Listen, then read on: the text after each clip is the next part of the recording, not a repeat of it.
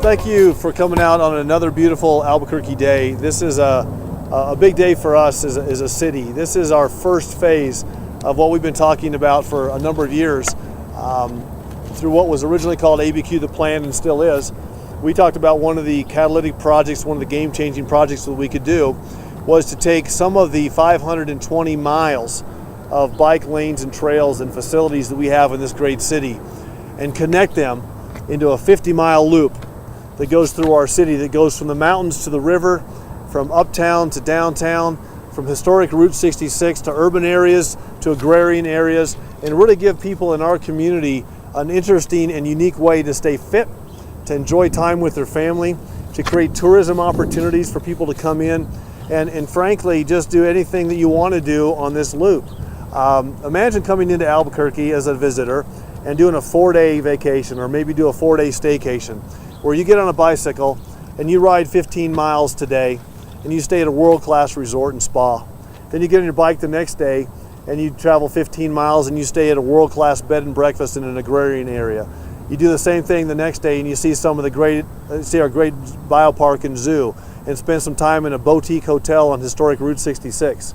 And then spend your fourth day just exploring up and down Route 66 in our community. Well, that's what you can now do, what you'll be able to do when we get this finished.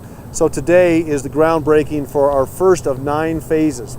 This will ultimately be a $20 million project. Today's project will be what we called originally segments 3 and 4, which is phase 1, what you can see right here on the map, which will connect ABQ Uptown, the Uptown area, with Nob Hill. This will come out pretty close to the Silver Avenue Bike Boulevard in Nob Hill. So this is one of the areas that we identified, and our team from Parks and Rec and DMD, we spent a lot of time figuring out where we could use existing trails. So what you see on the map in blue are existing trails that we have. So we wanted to utilize existing facilities that we already have. For example, this is Tramway right here, that's already there. But you can see the long loop around Sandia to Sandia Resort. That has some work to be done. You see some work in the downtown area and on the west side. This takes you all the way across the river to the west side. So we've got a good plan in place. We've thought it out. We want to make sure that the loop takes you to places that are interesting, where you can get something great to eat. You can see lots of diverse and great neighborhoods. You can be fit, you can be healthy, and you can be well.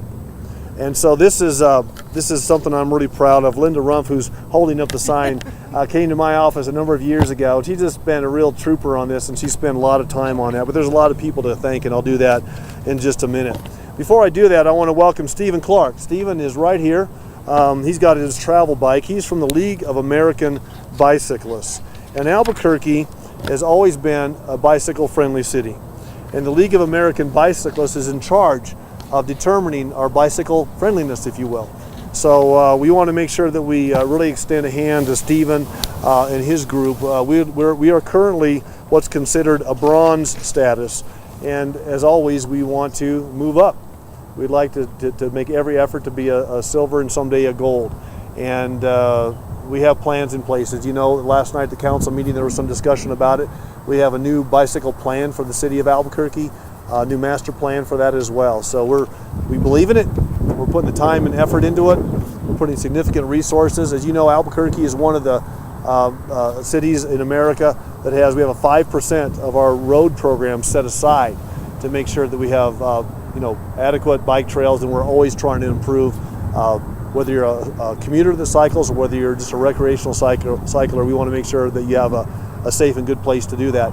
You know, on April Fool's Day, we had some folks in our community do a prank, and they said, that Mayor today announced a $5 million bike buffering project where we're going to paint all the trails turquoise. And it was funny, and they got us, and I was calling my staff saying, wait a minute, we talk about cycling almost every day. I don't remember this one. What am I missing? Well, it was a prank, but really not. I mean, we're not announcing that particular project today, but it's one of those things where we want to always be better every single day. So, as I said, this will be our groundbreaking today for this $1 million project. We've got local contractors on this. Let me get a couple of the names. So our design consultant is Wilson and Company. Who's here from Wilson? Okay, great. Wilson and Company's here. Our construction management, of course, is DMD from the city of Albuquerque. Wilfred Gallegos is here. David Harrison, our project manager. So raise your hand. And of course, this is local jobs. Local contractor Armor Pavement is here. I think Bert Savoy is here, and Scott Savoy as well are here. So this is a local project, and we're using local folks, and it's going to really improve quality of life, and as I said earlier, safety, health, and wellness, and really let us go out there from a tourism standpoint and promote our great city from a cycling standpoint, because whether it's ecotourism or whether it's just being a bike-friendly city, it attracts people. They come to visit, and you combine that with a city that's one of the best brew cities in the world. Certainly not advocating drinking and riding a bike, but we're a great brew city. We're a great food city. Lots of great things to do and see. So we're excited for this today, and a couple of other people that I want to thank. From DMD, of course, David Harrison, project manager, Debbie Bauman, and from planning, my director, Susie Lubar, is here, and I already mentioned Linda Rumpf. So a lot of, Linda, what are we, 3 years to get to this point? Yes, about 3 years of planning, 3 years of community discussions, 3 years of asking our citizens what they want and how we can make it better for them. And now we're taking your tax dollars and putting them to work to something that's really great for the city. I think I'm the only speaker today. Is that correct? Yes. Okay, I'm going to bring up the DMD folks to talk about the schedule. Anybody want to, Wilford, do you want to come up and talk about the schedule, or somebody want to talk about it? Mike? Somebody want to hold the sign there for just a minute? Where's Dave Harrison? Right. You got the schedule, right? Schedule, we're going to, the notice to proceed has actually been issued for Monday, and so this project is 150 days long, so we should be finished first part of September. That's correct. What about the tires? Well, what we're doing is we're going to we've got about $20 million worth of work that we'd like to do eventually. We've got several partners that we want to work with. So we are continuing. There's about 9 phases to this. This will take care of phases 3 and 4, which is the first 2 of the 9. So we'll have 7 phases left. And what we'll do is we'll go to our city councilors. We'll prioritize. As you can see in red, these are the segments that we will ultimately build. We will work with our partners at the state. There's state capital outlay that we can use for these kind of projects.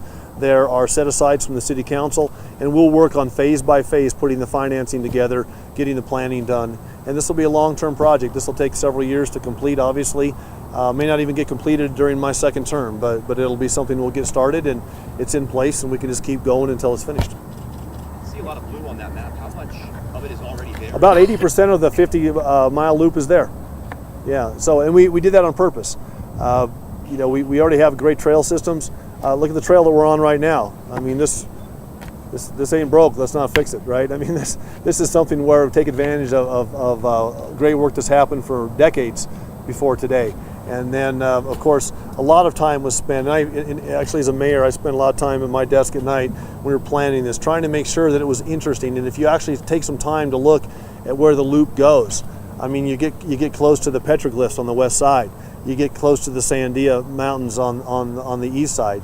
You go across the river twice. You go through some of the great neighborhoods in our city, which are some of the great neighborhoods in America. You get historic Route 66.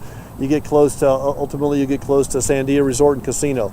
I mean, and you get far down. You get into the South Valley area down here at the bottom left-hand corner. That's an area where in the city of Albuquerque.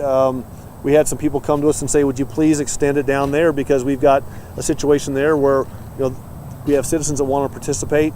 We got situations with obesity, with diabetes, and this is anywhere in any community, but they really wanted to be part of it, so we accommodated that. So it's really, and you get down here you can see the biopark, #1 attraction in New Mexico, takes you right by that. So it's an interesting thing, and I can see us doing some things even before the last of the 9th segment is completed, where we could do fun events. Give school kids a patch. If you can ride the 50, give you a reason to get out and do that. If you can, maybe we could have local events on it. We have a cyclovia, as you know. We had our first cyclovia last year. A great local leadership in the private sector helped us put that together. That's another great biking event. So there's just lots of opportunity here. Well, with the $1 million project, it'll create dozens of jobs. Would be a fair assessment. This $1 million project is just for down here in Uptown? It's from here to Nob Hill.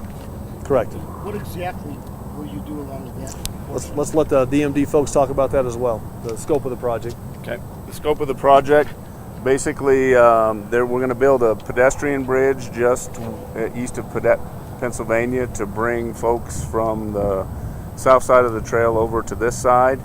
And so that's a big chunk of the project. And then we will do signal improvements at San Pedro and Haines to allow the crossing to occur there. We ride down Haines to Alvarado, and that portion of the project is mostly striping improvements.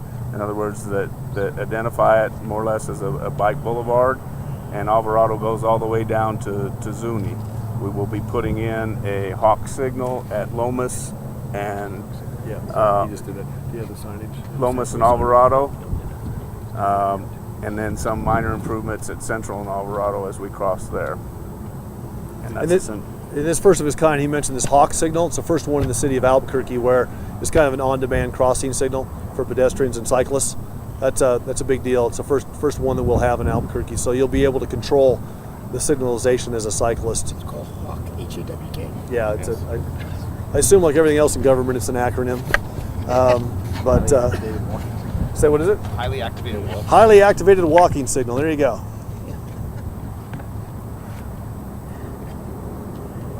I know there's some folks here from the cycling community to be more than happy to chat with you one-on-one if you'd like to talk to them. But once again, it's a start of a neat. This is a cool deal for our city, and we worked hard for 3 years to try to get it right. Now we'll just start building it phase by phase and use what we have and take those resources that we've got as a city and put them to their highest and best use. And cycling, in my opinion, as a mayor, is one of the highest and best uses we can put it towards. So appreciate you coming out today. Thank you.